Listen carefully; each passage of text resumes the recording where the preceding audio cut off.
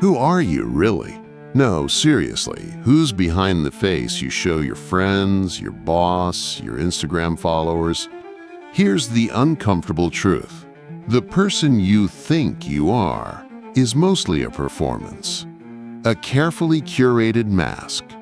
Not a window into your soul, but a mirror reflecting what you hope others want to see. You call it your true self, but it's more like a highlight reel stitched together from fear, approval, and habit. Think about it. Ever changed how you talk depending on who you're with? Of course you have. We all do. One version of you laughs at dumb office jokes. Another version has deep, poetic thoughts late at night. Which one's the real you? Both? Neither? Even Nietzsche saw this coming. In Beyond Good and Evil, he said, "Every profound spirit needs a mask. Not wants, needs. Why?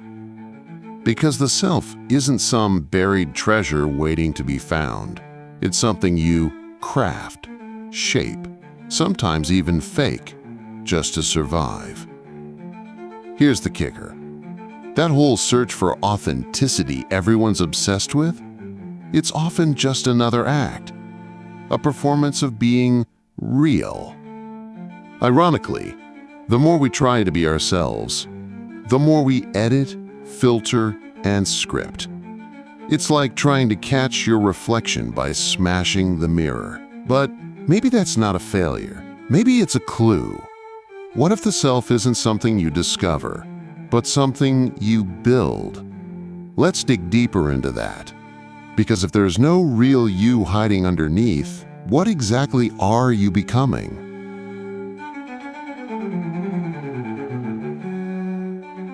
Why the world fears the real you.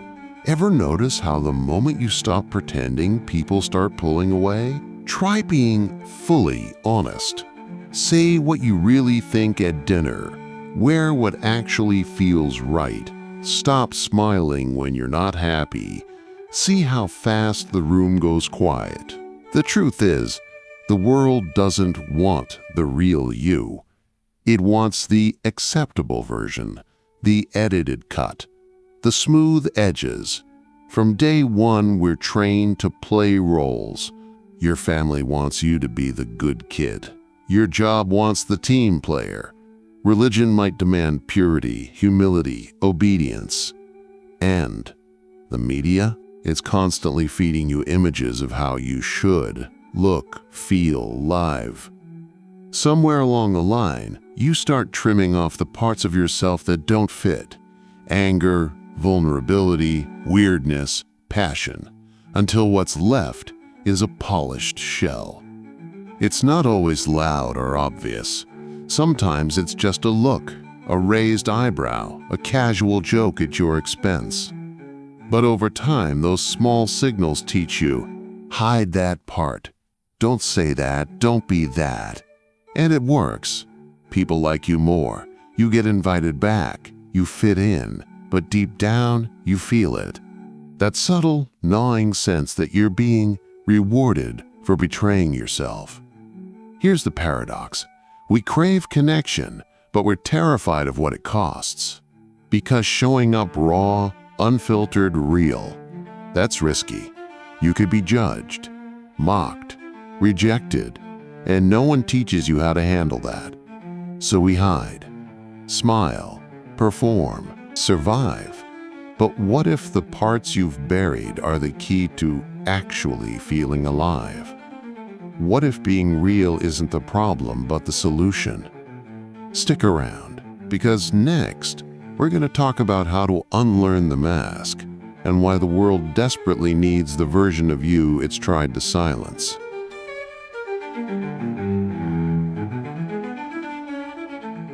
How we lost ourselves in history. Ever feel like you're living in a story someone else wrote? That's not a glitch in the system. It is the system. We've been trained for centuries to forget who we are. Ancient myths warned us, religions reshaped us, and now? Algorithms finish the job. Let's go way back. In Plato's Allegory of the Cave, people mistake shadows on the wall for reality because it's all they've ever seen. Sound familiar? Jung took that even further. He said we lose ourselves when we trade our inner symbols, our personal myths, for the masks society hands us. And once you accept the mask as you're stuck in the cave, worshiping the shadow. But it didn't stop in ancient Greece. Fast forward to now. Your identity is a brand. You're nudged to build a personal image, like a product, polished, pleasing, predictable. Influencers do it for likes. Politicians do it for power.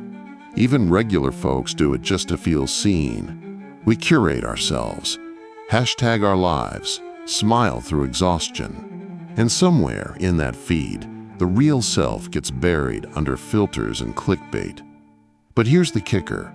We chose this. Not consciously, maybe, but out of fear. We'd rather be accepted than be real. We traded the raw, messy mystery of being human for a version that sells better, safer, simpler, but also emptier. So how do we wake up? How do we step out of the cave, out of the brand, and actually look ourselves in the eye? That's where we're heading next, into the uncomfortable art of remembering. Not who society taught you to be, but who you were before the world got its hands on you.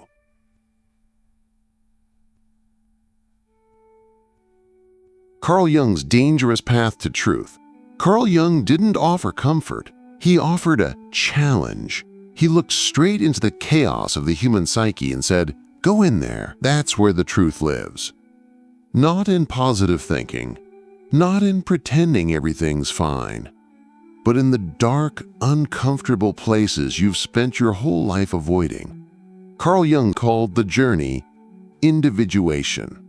It's the process of becoming whole, not perfect.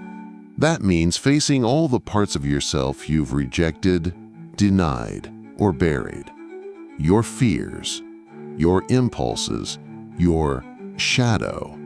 The shadow is every trait you're ashamed of, the anger you suppress, the envy you deny, the desires you pretend don't exist. But here's the wild part. Jung believed your power, your real life force, is hidden in that shadow. You want to grow? Then stop running from it. This isn't just psychology, it's mythology. Every hero's journey you've ever loved, from Odysseus to Luke Skywalker, is about exactly this: a descent into darkness, a confrontation with monsters, and a return with treasure. The monster? That's your unconscious. The treasure, your integrated self. But make no mistake, this is dangerous work. The world tells you to just be yourself. Jung says, first, go find yourself. And what you find might not be pretty, but it'll be real. And if you're brave enough to stick with it, to hold that tension between who you are and who you could be, you start to change. You become.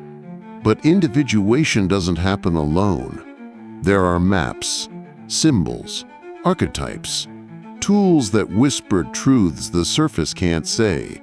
In the next section, we're diving deep into the language of the unconscious and how your dreams, your fears, and your imagination are all trying to lead you home.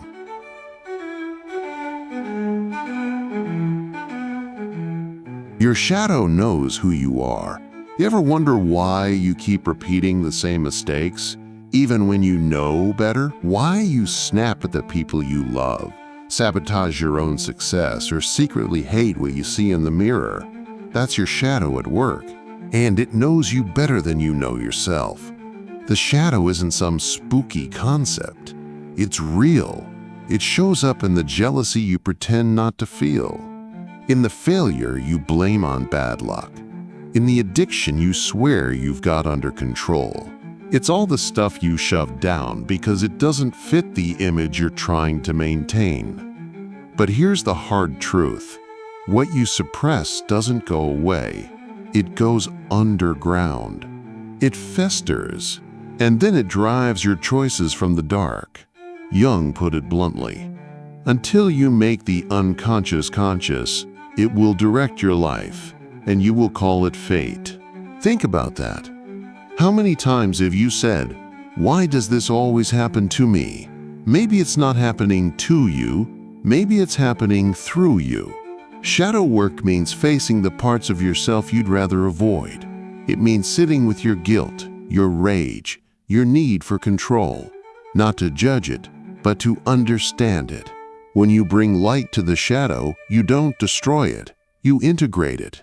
And suddenly, the monster under the bed becomes a part of your story, not the villain, the guide.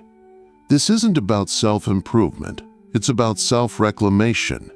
And once you start doing this work, you'll see the world and yourself differently. Because the shadow doesn't just show you who you've been, it hints at who you could become. Next, we're going to explore how dreams, symbols, and synchronicities can help you decode those messages and unlock the power that's been hiding in plain sight.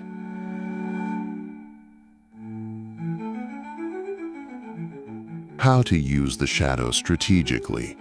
Here's the twist most people miss. Your shadow isn't your enemy, it's your strategy. Once you stop running from it, you can actually use it. Not to destroy, but to transform. The emotions you've been taught to suppress, anger, envy, fear, they're not flaws, they're signals, warnings, data. Let's say you're triggered by someone's confidence. It pisses you off. Why? Maybe because deep down, you've been taught to shrink. That's a projection. Your shadow leaking out onto someone else. Same goes for people who annoy you, scare you, even fascinate you. Every reaction is a breadcrumb leading you back to a piece of yourself you've buried. Learn to follow that trail, and you start reclaiming power. Shadow work is psychological self-defense. You stop being manipulated by your emotions because you know where they come from. You stop blaming other people for wounds you haven't healed. That's how you gain mastery. Not by being calm all the time, but by understanding the chaos inside you and making it work for you. Someone insults you, you don't collapse, you observe. You ask, why does this hit so hard? What is this touching in me? Now you're learning, you're evolving. You're no longer just reacting, you're responding. That's strength, that's sovereignty. Jung didn't want you to become nice. He wanted you to become whole. And that includes your edge, your fire, even your darkness. In the next section, we're going to look at how the unconscious speaks in symbols, how your dreams, your fantasies, and your gut instincts are trying to help you decode the map to your deepest potential. Ready? Let's go there.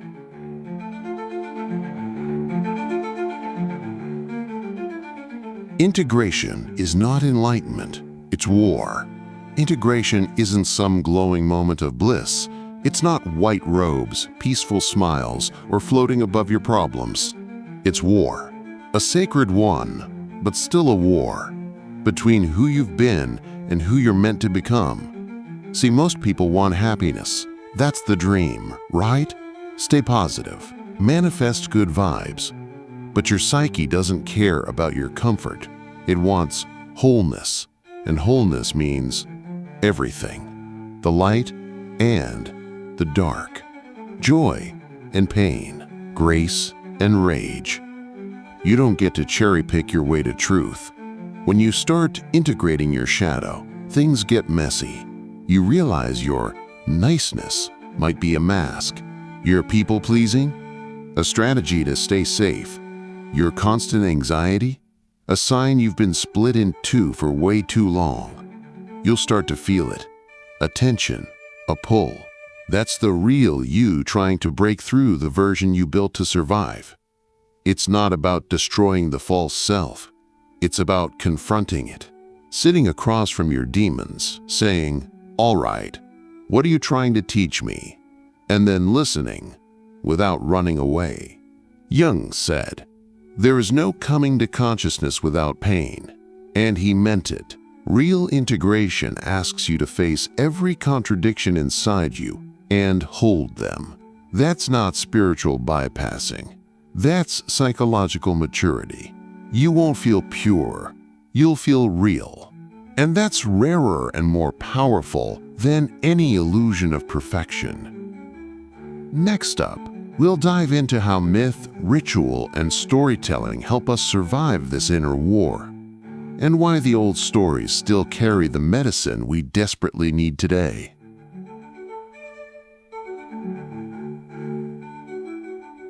Your archetype isn't destiny, it's code.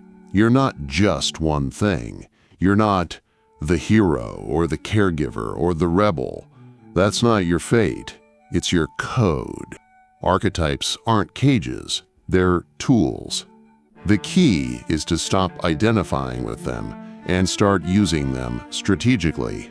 Think of archetypes like roles in a play, universal patterns wired into your psyche.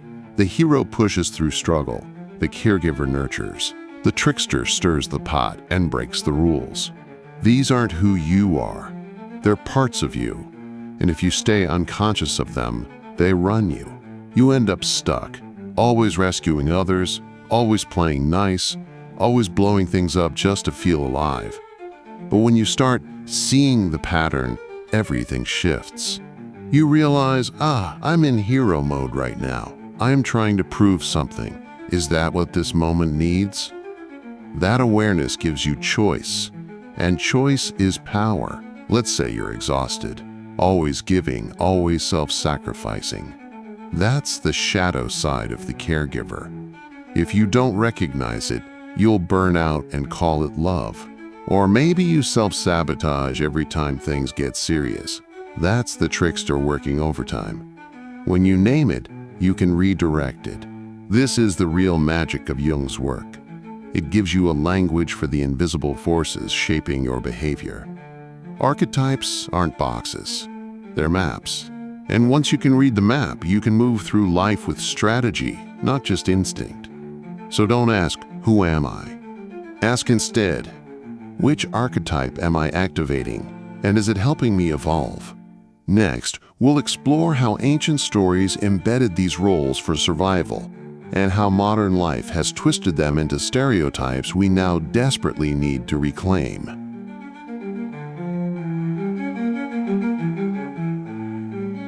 From persona to power, my own shift. I used to think I was my persona, the smart one, the calm one, the one who always had it together. People liked that version of me. Hell, I liked that version of me. It was clean, predictable, safe, but it wasn't real underneath. I was angry, resentful, tired of playing a part one didn't choose. I'd catch myself smiling while dying inside, saying yes when I meant no, avoiding confrontation like it would kill me. And when things fell apart, when I hit that wall, I couldn't fake it anymore. That's when I found Jung. His words didn't comfort me. They confronted me. The idea that I had a shadow, this whole buried side of me I'd spent years denying, hit like a freight train. And worse, it was running the show. So I started doing the work, real work. I journaled. I tracked patterns. I sat with my projections instead of blaming everyone else. I stopped trying to be good and started trying to be whole. It was messy. I lost friends. I outgrew environments. I cried more than I want to admit, but I also found a voice I didn't know I had. A kind of inner authority that didn't come from approval, but from truth. Jung's philosophy didn't just explain me. It freed me. It gave me language for what I'd felt my whole life, but never knew how to say. And slowly, I stopped being a persona and started becoming a person. That shift isn't just possible, it's necessary. And in the final section, we'll talk about where this path really leads. Not to perfection, but to the kind of grounded, imperfect power the world needs more than ever.